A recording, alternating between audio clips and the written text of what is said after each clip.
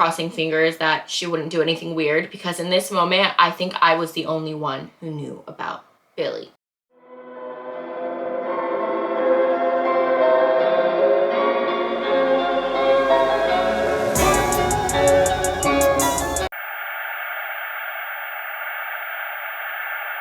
Welcome, foolish mortals, to Big Daddy Quinn's spooky story time. I am here with the whole spooky season vibe, spooky season theme. I got my candle going. I got my black lipstick going. This is really not usually my thing, but we're making it work today for our spooky story. Today I'm going to be telling you one of the scariest stories I have yet. This one's going to be real spooky, real creepy, and I promise you it's 100% real, okay? And I am not lying about the story. I am not creative enough to come up with something this crazy, okay? So if that is something you are interested in, then sit back, relax, get your hot cocoa going, and we are going to begin this story. Because this story is going to be over a span of a certain amount of years, we are going to break this up into two different parts, part 1 and part 2. Just a heads up. So welcome to Billy the Demon part 1. This story starts off with a young girl named Nelly. We are going to name her Nelly. Nelly was my friend, and I met her when I was 5 years old. I knew her from church, and I grew up as a young church girl, and she would come with her dad every Sunday to church, and that's how we became friends. Nelly was very quiet when we were younger. She didn't really socialize much. She was just like any normal girl. However, as we aged, her antisocial, introverted self really started to come out. I remember she would invite me to birthday parties where not very many kids would attend, or kids just did not last a long time in her life. I was her most consistent friend during those times. She also had a lot going on at home, and that is something that I definitely felt for her. I was that one person she confided in with all her problems, and because of this, she was always very sensitive and always feeling down. And I did see a little bit of what was going on when I would come over to her house. I really did feel for her, and that's why I always made sure to be a good friend whenever I could. She was not very trusting of very many people, and when I had brought her around my group of friends, she never much liked to socialize with them, thus making my friends also a little uncomfortable when she was around. That's kind of just an idea of how she was growing up. Fast forward to the tender age of about 12 years old, 12 or 13, I want to say we were going into 8th grade. It was a night of December where my church had planned to throw a little Christmas party for all of the teens in the church, for all of the youth group. If you guys didn't know, I went to a Christian school all the way to 8th grade, and she went to a public school in the area, and that's where she had always been gone. She went to our church, but not the church school. And one of these nights, during this Christmas party, our youth group got together to watch Christmas movies and play games and have a potluck. We were all hanging out, having a good time, when all of a sudden, Nelly comes up to me and she says, "I have something to tell you." I don't know what to do. I don't know. I'm like, what? What do you mean? What do you mean you don't know what? She's like, "He's following me. A man is following me and I'm scared." And I looked at her. I was like, "Did you tell your dad? Did you call the police?" And automatically in my head, I'm thinking some grown man is following her, this 12, 13-year-old girl, right? Then she proceeded to say, no, it's not like that. 2 months ago, which it was December, so in October, I played with an Ouija board. And suddenly my heart sunk. I knew a Ouija board. Being a little church girl, knowing what a Ouija board was, that shit is demonic. And I would never lay my hands on a Ouija board. Never, never, never, never. So automatically I was like, oh, absolutely not. That is scary. I had no words for her. Before I could say anything after that, she kept looking into this empty corner, kept going, and freaked out and like ran the other direction. So I was just like, oh my God, what just happened? What do I do? What do I do?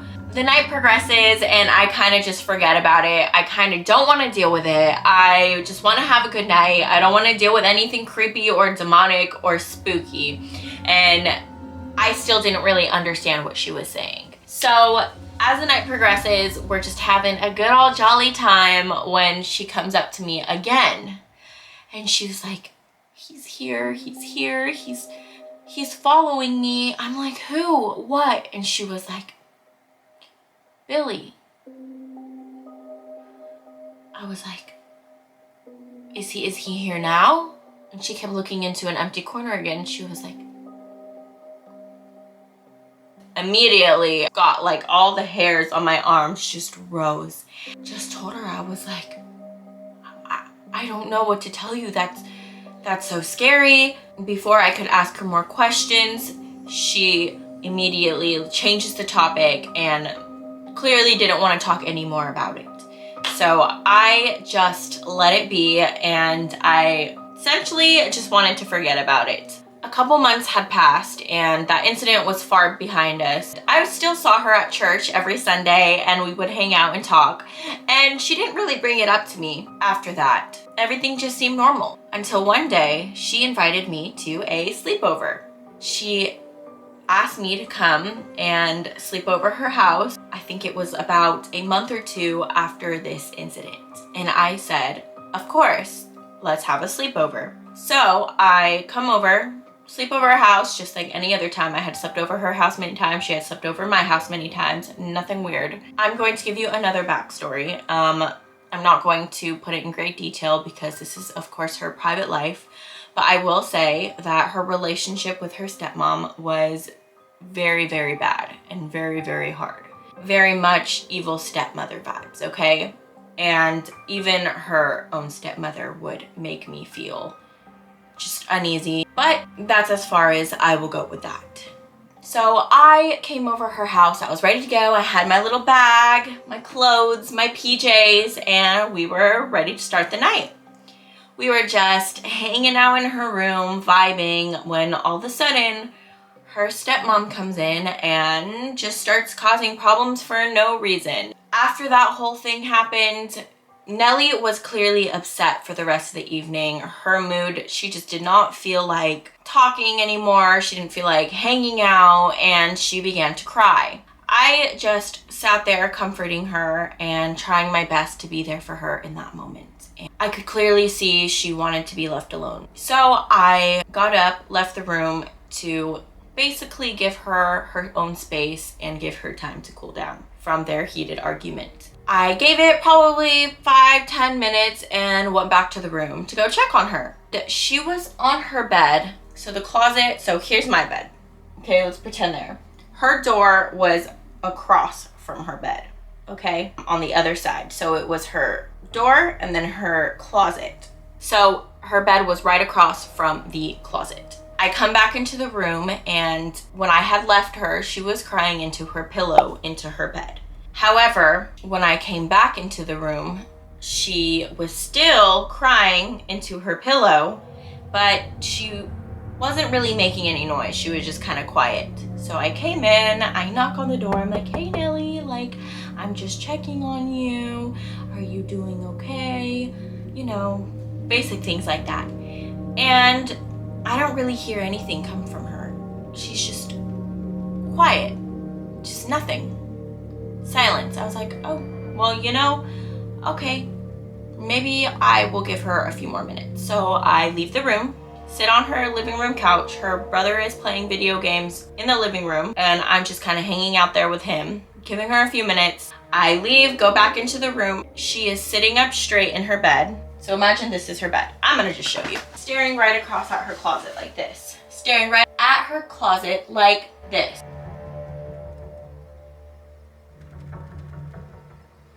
And then I was like, Nelly, are you okay? I just wanted to check on you again to see if you were doing better. Silence, still. And so I come up to her again, I get even closer, and I sit on the side of the bed. What's going on? What are you thinking? Nelly is here. What? What are you saying? And immediately, I remembered the night at that Christmas party 1 or 2 months ago. And I immediately thought of that name, and I remember exactly who she was talking about. And I just felt a chill down my spine. And I just told her, I was like, no, Nelly, he's not real. It's in your imagination, he's not real. She answers, would you like to see him? In my head, I'm like, no, I don't want to see him. What do you mean? I ain't trying to see nothing. But immediately, I just say the same thing I said before. Nelly, he's not real. I'm not going to see him. I don't know who it was I was trying to prove to, myself or to her. But she answers, he's in the mirror. Just look for him. Oh, this is straight out of a horror movie, okay? The last thing you want to do is actually look in the mirror. But what did I do? I looked in the mirror. So I look in the mirror. Nothing. Sigh of relief throughout my whole entire body. I don't see anything. I just felt relief. And I say, he's not there. He isn't here. And she just starts laughing. Just laughing, but not like she was kidding or joking with me, but just a creepy, dark laugh. I'm like, you know what? I'm gonna go out. I can't deal with this. I cannot deal with this. I'm gonna go. So I run out of the room really quick because I'm scared. And I go on the couch. I'm debating whether or not I should tell her dad or if I should tell her brother or I don't know what. But man, not today. I immediately start praying, the little church girl I was. Just praying and praying like, Lord, help me. Please deliver us from these demons. I'm scared. Please send 1,000 angels over me. Amen and amen. And send angels over her. And I do that. I start quoting Bible verses, whatever I did, and I went back into her room. Her brother thought I was crazy from going in and out of the room. I don't even know, but he didn't say anything. Anywho, I walk back into the room, and there she is in her pillow, crying again. Like when she first was, just crying into her pillow. And I'm like, Nelly, what is going on with you? Are you okay? This needs to stop. She just stops crying all of a sudden.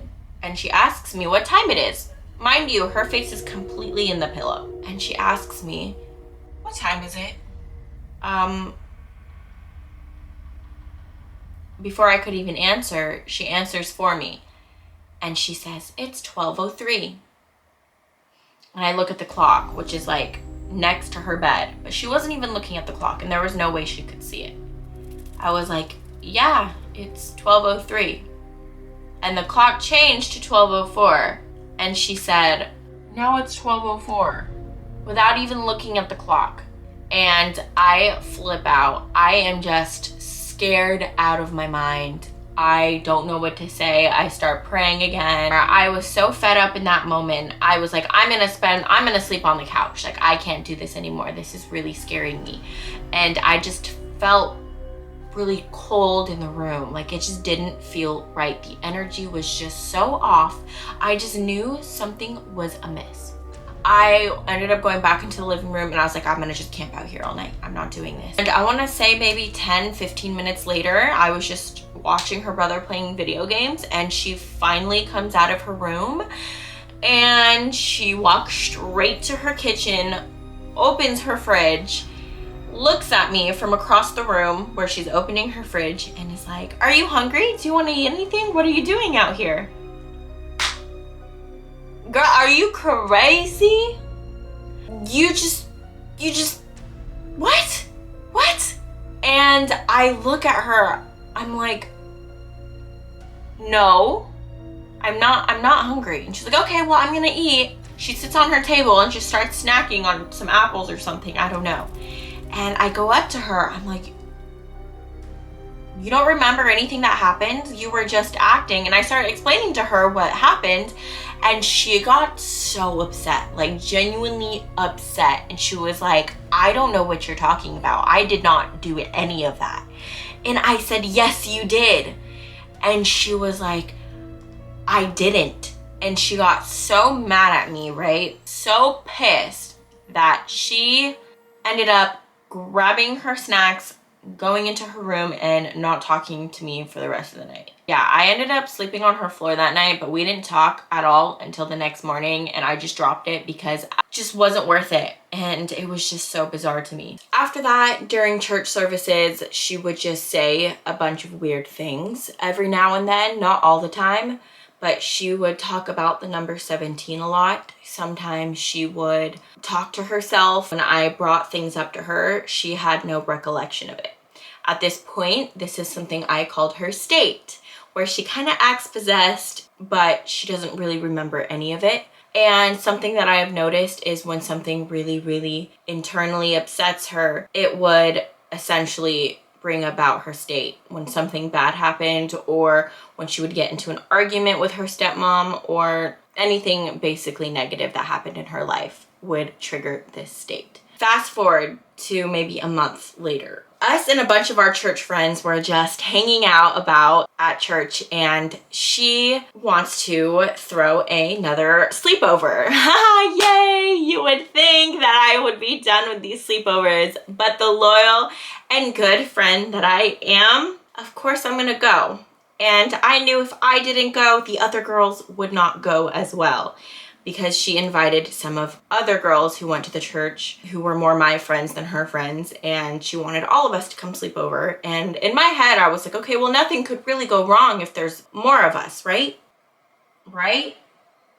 Well, there were two other girls. We are going to name them Julissa and Aubrey. So she invites Julissa and Aubrey to come sleep over as well as me, and we decide, okay, let's have a sleepover. As we are planning and talking about what we're going to do, we're set on a day and we're ready to have the sleepover. We come in excited, I'm gonna have a girls' night, ooh, you know, just a bunch of preteens or freshly teens just hanging out.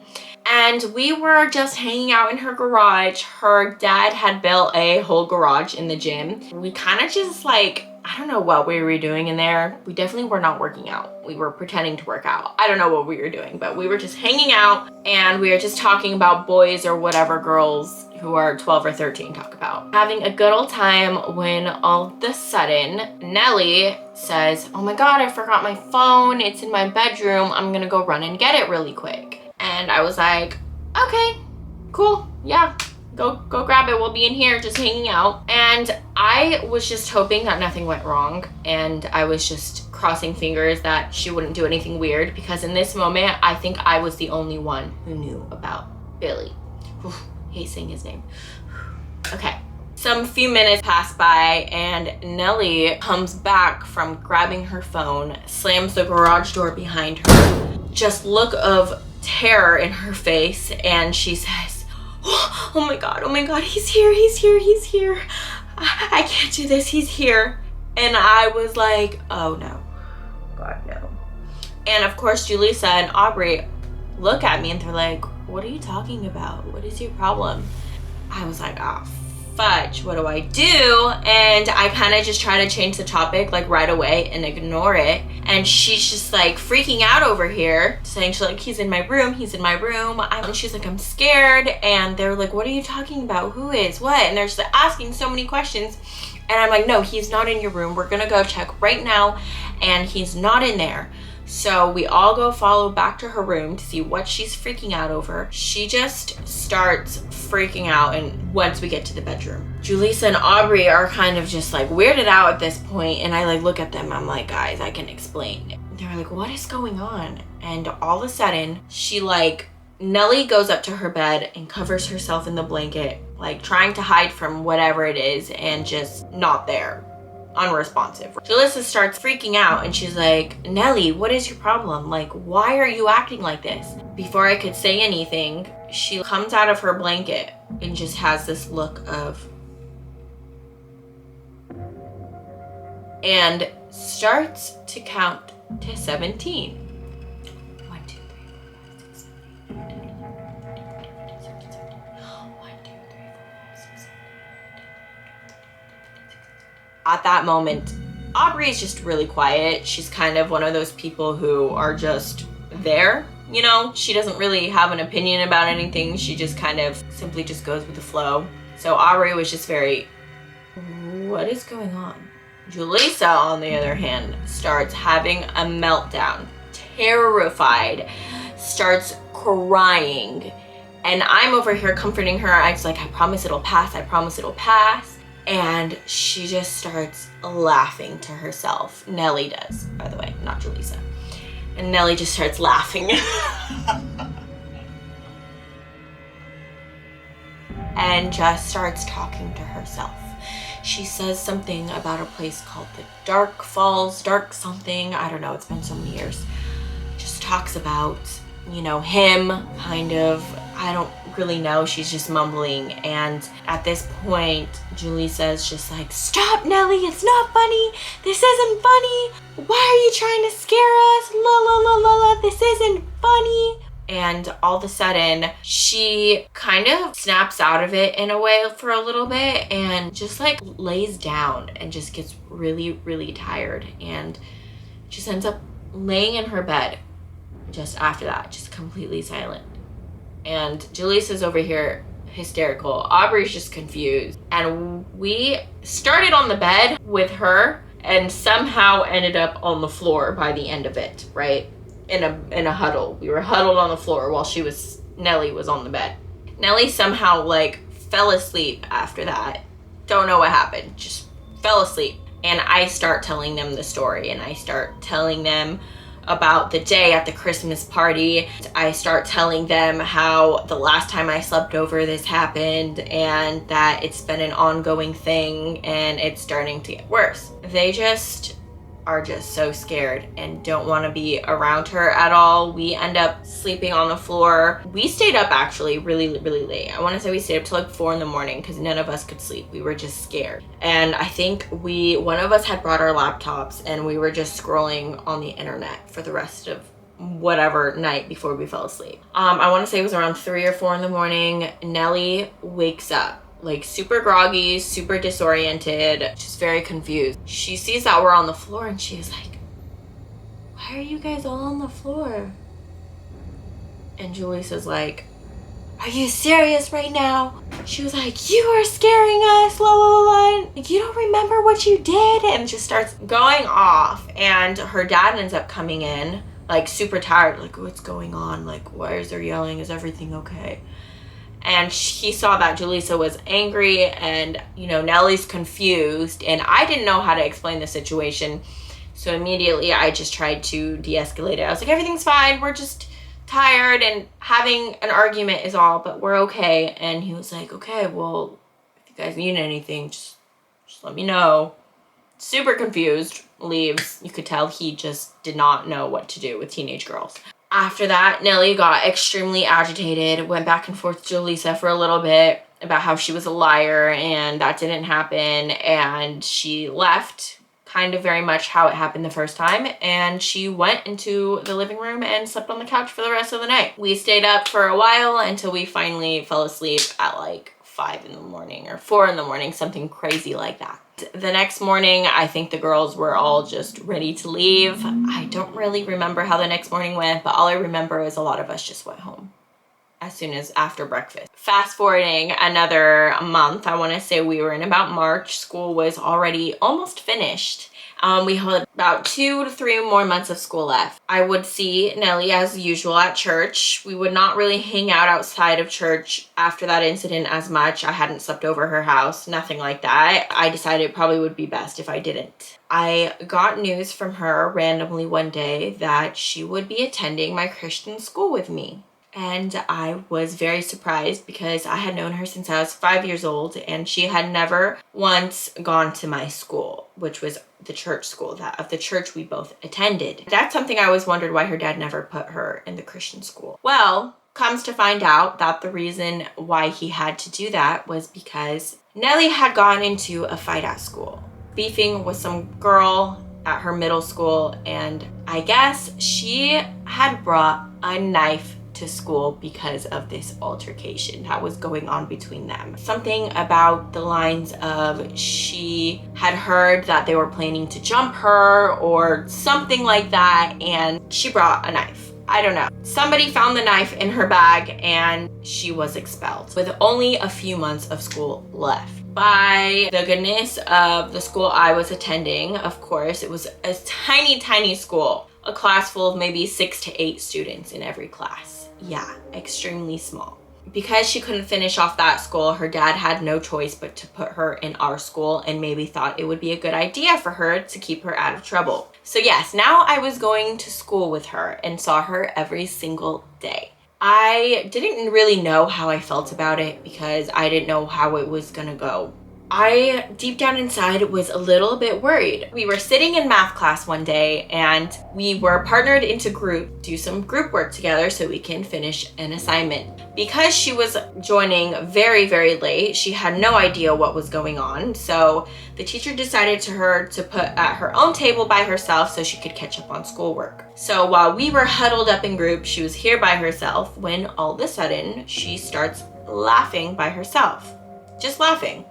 Like, and we all look over there like, what's so funny, Nelly? Why are you laughing so much? She was like, oh, Billy's just really funny. And my friends at school look at me like, this girl crazy. What is she, who? And I was like, ah, fudge, here we go again. So I proceed to tell them the whole entire story of the last 2 incidences and everything. And we kind of start, that's where it begins. We wanted to become little detectives, little investigators, figure out and get to the bottom of who is this Billy? What is he? And is he real? Is she just crazy making him up? And I start telling about the Ouija board and the number 17 and just all of it. We start just kind of starting a little research here and there, questioning her. We got one of our friends to ask her one day, one random day, and come up to her and be like, you know, I really like the name Billy. What do you think of that name? And she like glared at this friend and was like, That's the name of the devil. And then just proceeded to continue with what she was doing. And that's when we knew whatever this was not nice and it was not friendly. We couldn't quite put our finger on it. And then one day we kind of got a lead. We were told to exchange papers in class. Like, you know, when you grade each other's quizzes and you have to swap papers. Well, I swapped papers with Nelly and it was a 1 to 10 quiz. For some reason, we all know what that reason is. She had in regular writing from 1 to 10. And then after the 10, slowly you had handwriting changing all the way to the 17. I kind of freaked out a little bit and I flipped the paper over and scribbled in this horrific handwriting, barely legible. It said Billy Monroe, Billy Moonston, Billy, I don't know, something like that. I don't know, it was not legible, but I showed my friends really quickly and I was like, look. And I showed them, they were like, what the fudge? And so I quickly tried to decipher what this name was, and then I erased that because I didn't want the teacher to see it and question and ask her about it, which now I'm looking back, I should have just let them see that so they could question it so she can explain to them. I don't know why I was trying to keep her from looking crazy to these teachers. I don't know. I think I was just very protective of her at the time, and I don't know what my thought process was. Later on, she just kept randomly just saying the number 17, 17 this, 17 turtles, 17 birds, 17 rocks. Or she just randomly just say with a hat, he wore a hat. And like sometimes she would just like, without even thinking about it, just start describing this man. From what I got out of it, she described a tall, dark shadow of a man, like a shadowy figure with a hat. That's kind of what I got from this. So, I don't know, the hairs on my arms are like raising up right now. I just